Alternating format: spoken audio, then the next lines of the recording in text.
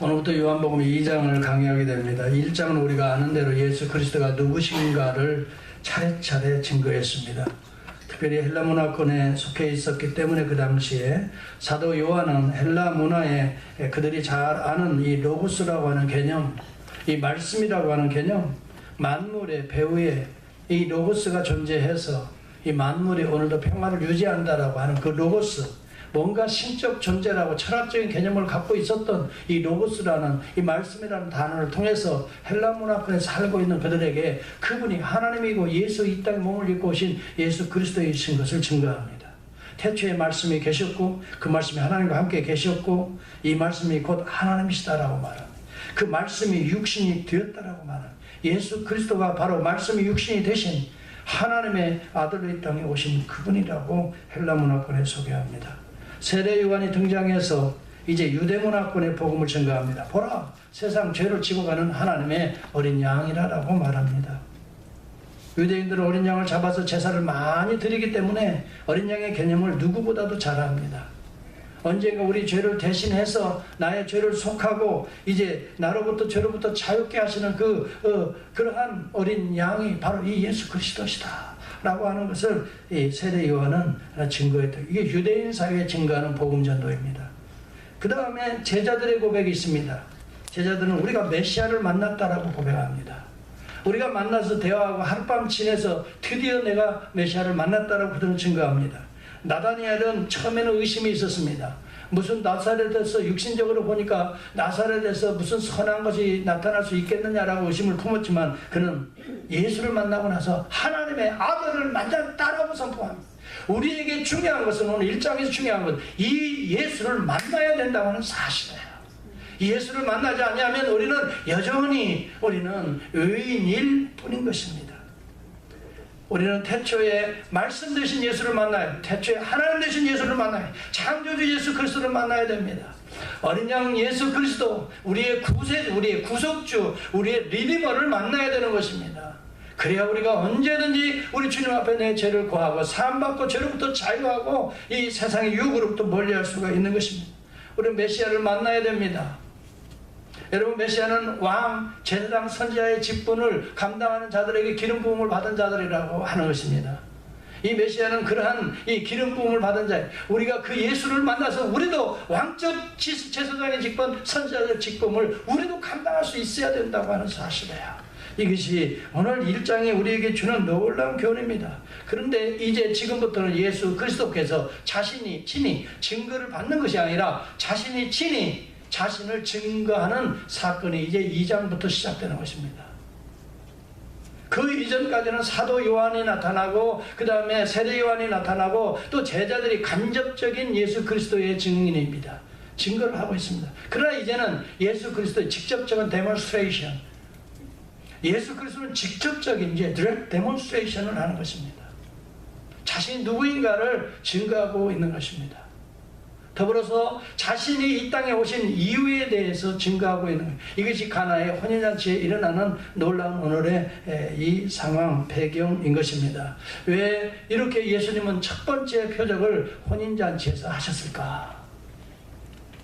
이것은 여러분 예수 그리스도로 말미암아 이루어지는 그곳이야말로 천국이야말로 하나님 나라의 혼인잔치가 이루어지는 곳이다라고 하는 사실을 이 타이폴로지로 예표적으로 사실은 선포하고 있는 장면인 것입니다. 그래서 여기 2장 12절에 보면 단순한 기적이 아니라라고 말합니다. 이 기적을 통해서 뭔가 하나님께서 우리 주님께서 뭔가 영적인 의미를 던져주고 있다라고 하는 의미의 표적이라는 단어를 썼던 것입니다. 한번 2장 11절을 보시기 바랍니다. 거기에 보면 그런 내용, 시작. 예수께서 이 처음 표적이라고 표현해요. 이것은 기적이라고 표현한 다른 이야기입니다. 표적은 단순한 사건이 아닙니다. 미라큘러스한 어떤 이벤트가 아닙니다. 거기에는 뭔가 스피리추얼 미닝이 있다는 것입니다. 이것을 표적이라고 말합니다. 사도 요한은 바로 그런 의미에서 이 천국은 혼인잔치라고 하는 이 표적을 그들에게 보여주고 있는 것입니다. 여러분, 천국은 다른 사람, 천국은 혼인잔치다. 예, 그래서 예수와 만나서, 신랑 되신 예수와 만나서 함께 신부된 교회가 이렇게 잔치를 이루는 기쁨과 즐거움의 잔치가 바로 천국이라고 하는 사실인 것입니다. 이것을 가르쳐 주고 있는 것입니다. 독일의 신학자 루돌프 브루트만은 그런 얘기를 합니다. 표적이라는 것은 단순한 사건이 아니라 영적인 의미를 담고 있는 하늘의 메시지다라고 말을 했습니다. 오늘 저와 여러분이 이 표적의 의미를 오늘 깊이 이해하고 천국을 이루는 가정, 예수 중심으로 천국을 이루는 교회가 될 수 있기를 축복합니다. 예수 그리스도가 임하기 전에는 어떠한 일이 벌어집니까?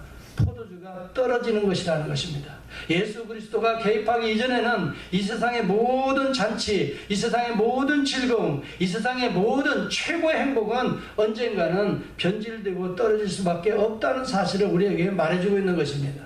그래서 여러분, 이 잔치를 한참 진행 중에 포도주가 떨어졌던 것입니다. 따라서 세상 잔치는 떨어질 수밖에 없다. 이것을 가르쳐주고 있는 것입니다. 아무리 돈이 좋아요, 아무리 명예가 좋아요, 아무리 건강이 좋아요, 그렇지만 이 모든 것은 죽음 앞에서는 다 떨어질 수밖에 없는 이 허무한 것들이라는 것을 우리에게 사인처럼, 다시 말하면 영적인 교훈처럼 우리에게 가르쳐주고 있는 것입니다. 여러분, 천국 잔치에, 이 잔치에 여러분 가장 중요한 건 포도주인 것입니다. 근데 포도주가 떨어진다는 것은 우리에게 이미 막장이라는 이야기입니다. 여러분, 유대인들은 대부분 수요일에 결혼식을 합니다. 아침부터 저녁까지 계속 잔치를 합니다. 특정한 시간이 없습니다. 그래서 아침부터 계속 와서 그들을 접대하고 마시면서 즐거워하면서 저녁 다 사람들이 모였을 때 이제 잔치를 이제 중단하고 예식을 하면서 끝나자마자 신방으로 가는 것이 대부분 유대인들의 결혼 예식입니다. 그런데 그 중간에 포도주가 떨어졌다는 것은 흥이 깨지는 것이요 막장이 되는 것입니다. 그래서 여러분, 이런 우리의 인간의 세상은 우리가 즐겁게 시작하고 기대감을 가지고 가지만 항상 보면 막장으로 가는 인생이 될 수밖에 없다는 거죠. 많은 사람들이, 이 인류 문명학자들이 이 세상을 유토피아라고 기대감을 우리에게 부풀어 줍니다. 그러나 유토피아가 아닙니다. 여러분 잘 보세요. 이제서 무슨 얘기가 나옵니까? 디스토피아라는 얘기가 이제 나오는 것입니다. 유토피아는 우리의 상상일 뿐인 것입니다. 돈이 우리에게 유토피아를 만들어주는 것이 아니면 디스토피아, 우리를 멸망의 길로 가게 한다는 것입니다. 재앙을 가져온다는 것입니다. 과학의 발전이 오늘 핵의 위험, 이런 이 재앙을 가져올 수 있는 위험한 무기를 만들어내고 있다고 하는 사실입니다. 과학은 우리에게 유토피아를 주는 게 아닙니다. 디스토피아. 여러분 기억할 수 있기를 바랍니다. 많은 사람들이 요즘 살기 힘들다고, 또 아니면 습관적으로 이 복권을 삽니다. 여러분 복권 사서 다 행복하고 유토피아를 이룹니까? 저는 그 데이터를 찾아봤습니다. 대부분의 사람들이 복권으로 인생이 망하는 것을 저는 보았습니다.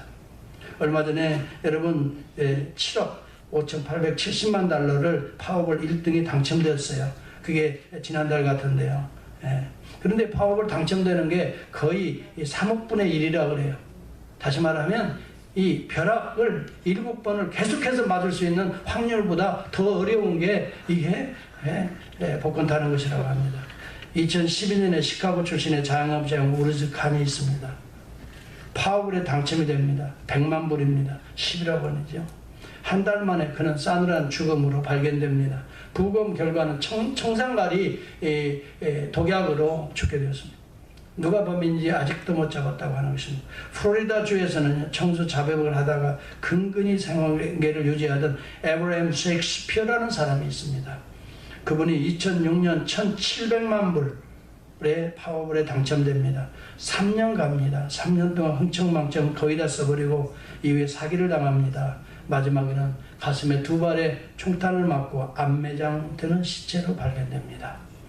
1988년 펜실베니아주에서 1620만 불의 복권에 당첨되었다가 유산을 노린 형제들에 의해서 살해, 음모, 가진 음해를 시달리다가 모두 날려버린 윌리엄 포스트라는 사람이 다 그 주인공들입니다.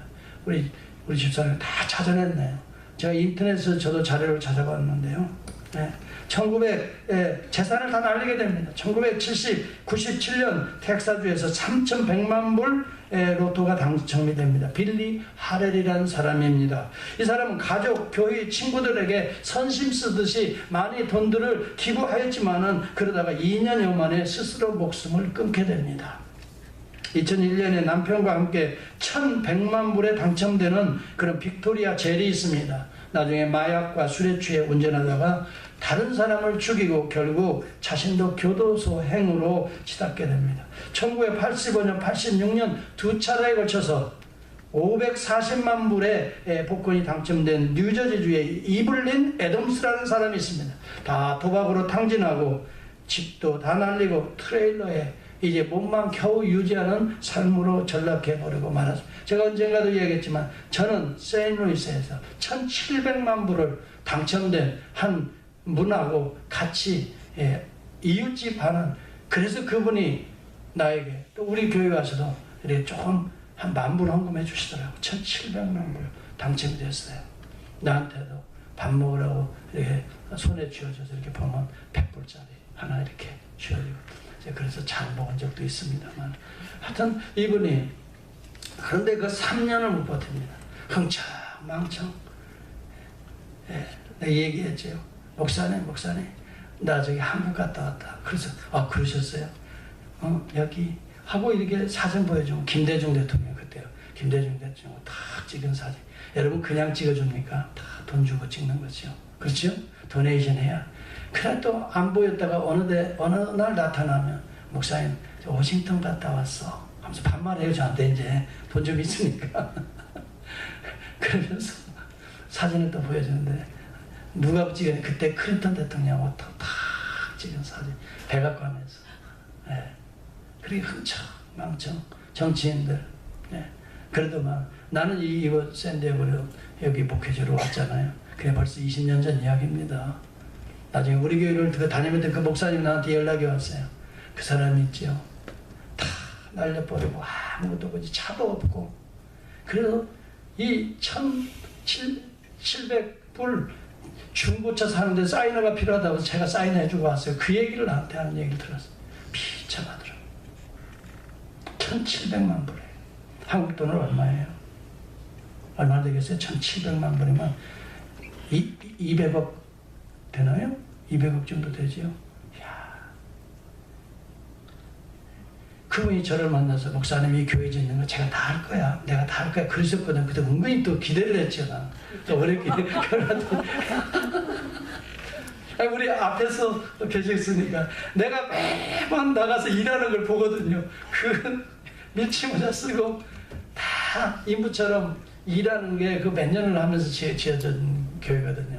그래, 그걸 볼 때마다 와가지고 위로해준다고, 내가 다 해줄게. 그러더만 언젠가 10,000불 헌금 한번 해주시고, 한 번도 그 다음에 나타나지도 않더라고요. 그래, 나중에 몇 년 지났어요. 여러분, 돈이 인생의 전부가 아니에요. 기억하시기 바랍니다. 명예요. 그게 세상의 포도주 맛을 느낄 수 있죠. 한순간 짜릿하지요. 기분도 좋지요. 이성과 또 우리의 감성, 또 우리의 의지까지 마비시킬 정도로 우리에게 도전도 되지요. 그러나 이것은 오래가지 못하는 거예요. 따라서 떨어지는지라. 크게 해보세요. 떨어지는지라. 모자라는지라. 여러분, 우리 인생은 세상 것은 떨어지고 모자라는 길로 갈 수밖에 없는 것입니다. 이것이 바로 세상 나라의 모습인 것입니다. 이때 마리아는 믿음이 있었습니다. 그리스도 앞에 나가서 모자란 사실을 고백하면 여기에서부터 새로운 천국이 시작된다고 하는 것을 여기 암시하고 있는 부분입니다. 처음에는 거절을 당합니다. 여자여, 나와 무슨 상관이 있겠나이까? 여러분, 여자여, 규나이, 아니 예수가, 마리아가 자기 어머니인데 어머니를 버르장머리 없이 예수여라고, 아니 여자여라고 했다는 거예요. 천만에요. 이 여자여라고 하는 말의 의미를 알아요. 규나이라는 말입니다. 이 말은 왕들의 부인을 부르는 호칭이었던 것입니다, 당시에. 그리고 귀족 부인들을 존칭해서 부르는 용어입니다. 그렇게 여인으로 대우를 한 겁니다. 어머니를 무시한 것이 아닙니다. 그런데 여자여라고 말한 것은 이제 어머니의 관계가 아닙니다. 이제 예수 그리스도는 나를 낳아주신 어머니와 아들의 관계가 아니라 공적으로 모든 인류의 구속자로서 메시지를 전하고 있는 것입니다. 여기에는 여러분 어머니의 사사로 육신적인 관계로 대응하는 것이 아닙니다. 이 3년만큼은 예수 그리스도의 구속의 이 사역만큼은 육신적인 관계, 혈육의 관계, 친구의 관계가 아닙니다. 우리 주님도 그런 이야기를 합니다. 뭐라고 말합니까? 누가 내 형제요, 부모요, 친척이요, 친구인가? 하나님의 말씀대로 순종하는 자가 내 형제요, 부모요, 내 친척이라고 말하지 않습니까? 영적 관계로 말하고 있는 것입니다. 그런데 이 이야기를 들으면서 마리아는 깨달았던 것이다. 여기에는 뭔가 비밀이 있구나. 나에게 여자여라고 말합니다. 여러분, 한 번은 이 믿음의 눈이 이제 열리기 시작하는 것입니다. 단순히 아들에게 이 지금 포도주가 떨어졌으니 어디 가서 빨리 구해와야 되지 않겠냐라고 심부름 시키는 정도의 요청을 예수께 했는데 여자여라고 나오는 걸 보면서 깜짝 놀랐을 것입니다. 왜요? 우리는 누가복음에 보면은 예수님이 6월절에 절기를 12살 때, 예수님이 12살 때 절기를 지키기 위해서 성전에 가서 절기를 지키다가 나중에 부모들이 나중에 예수님 같이 오는 줄 알고 오다가 보니까 예수가 없는 거예요. 그래서 하룻밤을 지나고 다시 가서 예수를 찾아서 이제 데리고 가기 위해서 성전에 갔는데 그때 예수님이 그 어린 나이에 뭐라고 말해요? 그때 제사장과 서기관들과 아주 그런 사람들과 막 토론을 하고 있는 거예요, 성전에서. 깜짝 놀랐습니다. 그런과 동시에 왜 여기 있어서? 왜 안 따라왔어? 빨리 집에 가자. 그렇게 예수를 손을 붙들고 끌고 이제 나오는데 그때 예수님께서 한마디 한 게 있어요. 무슨 말씀을 했죠? 내 아버지 집에 있어야 할 것을 어찌 알지 못하나이까? 이 질문을 던졌습니다. 내 아버지의 집이라. 이때 자기 아버지는 그 예사로 들은 이야기입니다. 그런데 거기 성경에 보세요. 누가복음에 보면은 이 예수 그리스도의 어머니 마리아는 비상하게 그 말을 마음에 새겼더라 그래요. 그렇게 기록되어 있어요.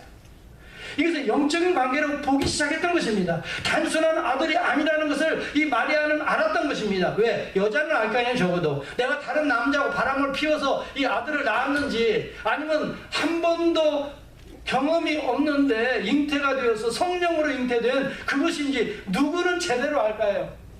마리아. 요셉이 알까요?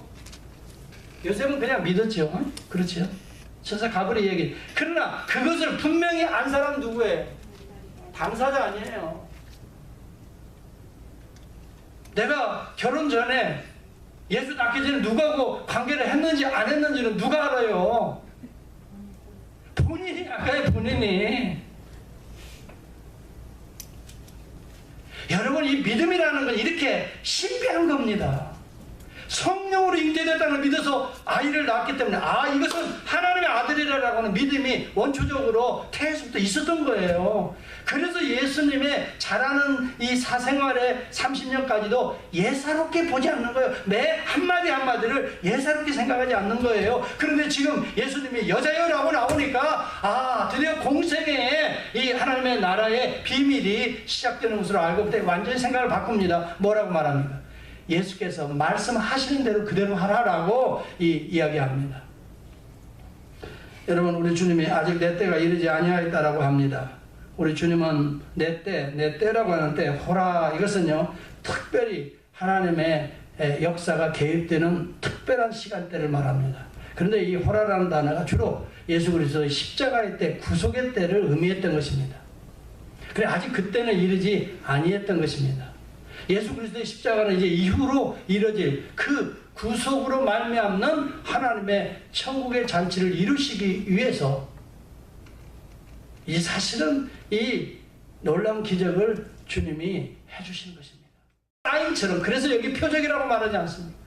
예수 그리스도의 십자가, 포도주를 마시는 자, 세상이 주는 포도주가 아니라 내 피로 말미암는, 예수 그리스도의 피로 말미암는 진정한 의미, 이것은 내 피라, 이걸 마시라, 그런 것을 상징하는 놀라운 잔치의 지금 과정에 지금 있는 것입니다.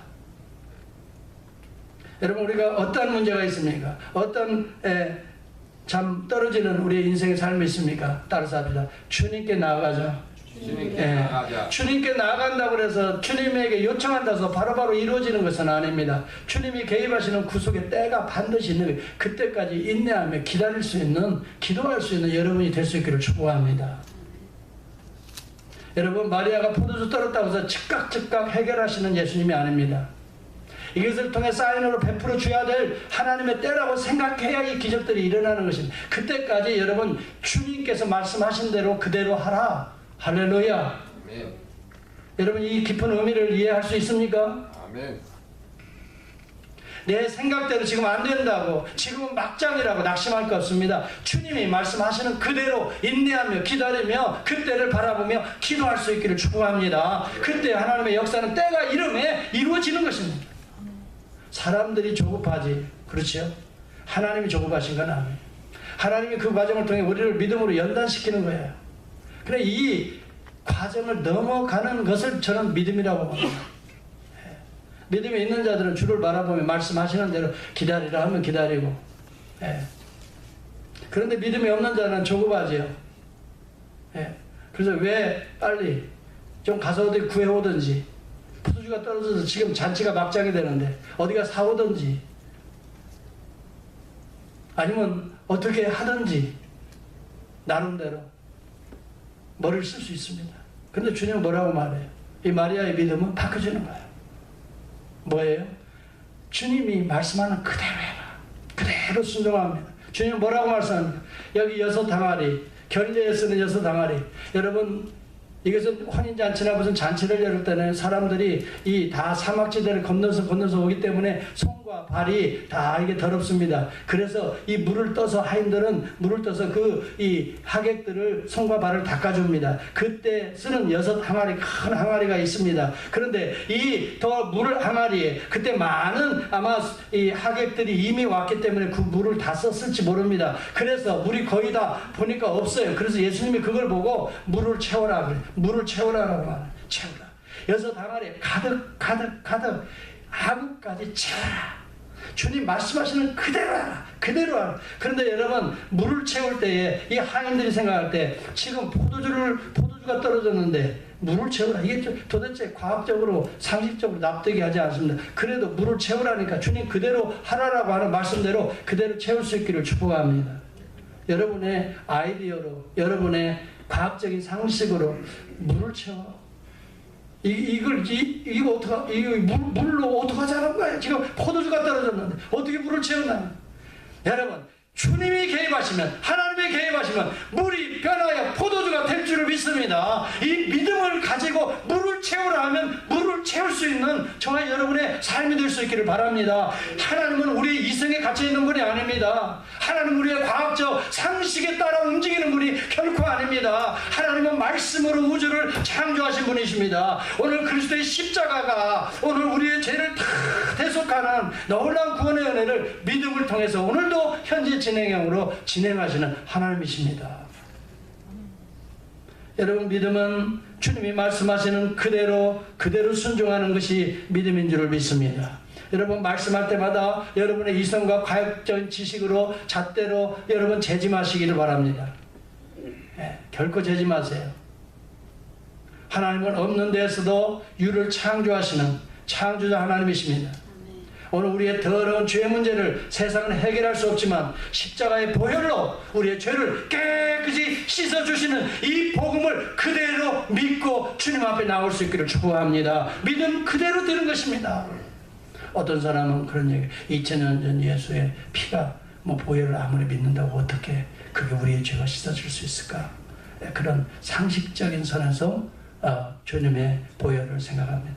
여러분, 이미도 우리 하나님은 우리를 구속하시기 위해서 어린 양, 세상 죄를 지고 가는 어린 양을 구약시대에 계속해서 이 제사의 제도를 통해 보여줬던 것입니다. 오늘 그분이 육신의 몸을 입고 오셨던 것입니다. 하나님의 영적인 영안이 열려있던 세례요한은 그걸 보았습니다. 보라! 구약시대에 우리 조상들이 선지자들을 통해서 그렇게 예언했던 세상의 너의, 우리의 모든 죄를 지금 감당하기 위해 지고 가는 하나님의 어린 양이 여기 왔다. 이렇게 보여지는 것입니다. 그 예수를 만날 수 있기를 축복합니다. 여러분, 이성과 과학과 철학의 상식을 넘어야 믿음의 세계가 열리는 것입니다. 결코 여러분의 생각으로 하나님이 조정되는 분이 아니에요. 하나님의 역사로 우리의 심령이 물과 같은 심령이 변하여 포도주가 될 것을 저는 믿습니다. 밋밋한 물과 포도주는 전혀 다릅니다. 물은요, 제가 보니까요, H2O로 구성되어 있습니다. 물이라고 하는 분자는요, H 2개, 산소 하나, 이 원소들이 결합해서 물 분자를 이룹니다. 그런데요, 물은 그냥 마실 수 없습니다. 정수기로 여러분 정화되지 않으면 물속에 수많은 바이러스와 대장균들이 득실득실합니다.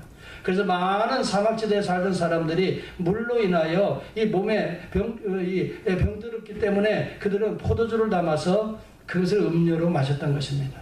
포도주는요, 이 발효성이 있는 것이기 때문에 결코 거기에는 이 바이러스가 살 수가 없다라고 말합니다. 제가 포도주에 대해서 좀 이렇게 상식을 찾아보니까 그렇게 나옵니다. 포도주는요, 정말 우리 몸에 좋은 것입니다. 예.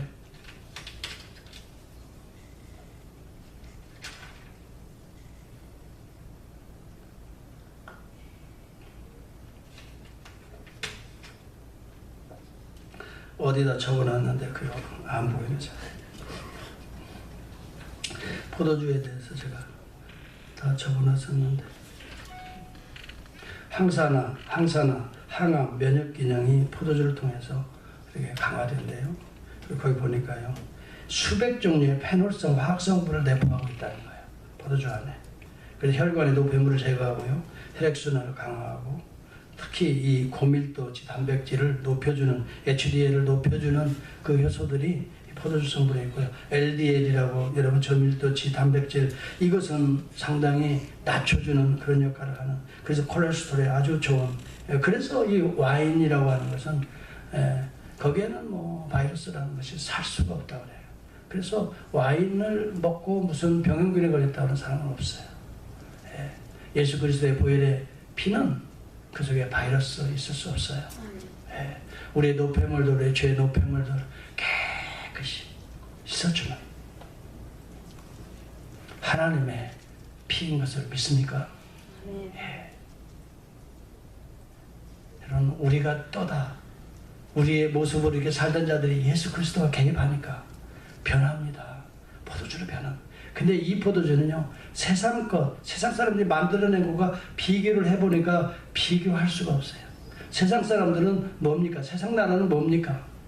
처음에는 뭐예요? 좋은 것을 내놨다. 사람들이 어느 정도 취하면 뭐하죠? 질 낮은 것, 값싼 걸 내놓거든. 이 연의정이 말하잖아요. 아, 이 집은 이런 기가 막힌 포도주가 어디서 나왔나? 그런데 여러분, 연회장, 포도주나 모든 음식을 다 감당하는 이 최고의 셰프도 사실은 이 사실을 몰라요. 그런데 누구만 이 사실을 압니까? 물떠온 하인만 알아요. 이 하인은 세상적으로 보면 가장 낮은 신분의 사람들이지만 믿음으로 그대로 순종했던 그 자가 물이 변하여 포도주가 되는 놀라운 기적적인 은혜를 친히 체험하게 되는 거예요. 사랑하는 성도 여러분, 우리 교회에 그런 은혜가 믿음을 통해서 이루어지기를 축복합니다. 단순하게요, 여러분, 그때 사건이 아니면 이건 스피리추얼 미닝 있는 표적입니다. 이 사건은 오늘도 저와 여러분이 믿음으로 순종하는 그곳에 물같은 바이러스 있는 것, 죄된 우리의 모든 우리의 성품, 인성, 우리의 성격까지도 변하여 예수 그리스도의 보혈로 씻어서 청결하게 우리의 노폐물들을 깨끗이 씻어주고 우리를 건강하게 영생의 길로 인도하는 예수 그리스도의 보혈의 은혜가 우리 가운데 흐르는 줄을 믿습니다. 여러분, 오늘 우리는 물로서 만족할 수 없는 이 세상을 살아가고 있는 것입니다. 물속에는 수많은 병행근도 있을 수 있습니다. 정수된 물이 우리에게는 필요합니다. 정수된 물은 성경에 하나님의 말씀이라고 말합니다. 하나님의 말씀은 우리의 지성과 이성과 과학을 넘어선 하나님의 법칙인 것입니다. 이 물이 아닙니다. 단순한 물이 아닙니다. 하나님의 법칙으로 이루어진 정수된 물이 하나님의 말씀입니다. 그런데 여기에 물을 이 말씀을 통해서 예수 그리스도를 믿고 십자가의 사건을 믿는 자들 속에는 물이 변하여 말씀이 변하여 예수 그리스도의 보혈이 된다고 하는 사실을 믿으시면 아멘 하시기 바랍니다. 오늘 예수 그리스도의 이 십자가의 보혈은 세상이 떠다주는 세상이 이 즐기는 그런 포도주의 맛과는 전혀 다른 영생의 기쁨이 이 속에 담겨 있는 것입니다. 아멘. 이 포도주, 주님이 만들어주신, 주님이 흘려주신 이 포도주로 오늘 우리에게 천국의 기쁨을 누리면서 살아가는 저와 여러분, 영생의 기쁨을 누리면서 살아가는 저와 여러분이 될 수 있기를 진심으로 축복합니다. 세상이 떠다주는 포도주들은 언젠가는 떨어지게 됩니다. 이것은 언젠가는 맛도 더 질이 떨어진 것들을 우리에게 주게 됩니다. 우리가 세상에 취하면 취할수록, 돈에 취하면 취할수록 여러분 더 질 낮은 삶으로 우리는 떨어질 수밖에 없습니다. 명예가 높으면 높을수록 여러분 명예가 주는 기쁨이 점점점 질 낮은 것으로 떨어질 수밖에 없는 것이 이 세상이 제공하는 포도주인 것입니다. 여러분 분명히 영적인 분별력이 있기를 간절히 바랍니다. 세상의 학문도 마찬가지, 물질도 마찬가지, 권세도 마찬가지, 우리의 세상의 쾌락도 마찬가지입니다. 이러한 것들은 전부 다 여러분 세상이 가져다 주는 것들은 언젠가는 떨어질 것이요, 죽음 앞에서는 정말 떨어질 것이요, 점점점 질 낮은 것으로 우리 인생을 이 디스토피아로 만들어가는 것입니다. 유토피아가 아닙니다. 예수 그리스도 안에만의 패러다이스, 영원한 천국의 기쁨이 있는 줄을 믿습니다.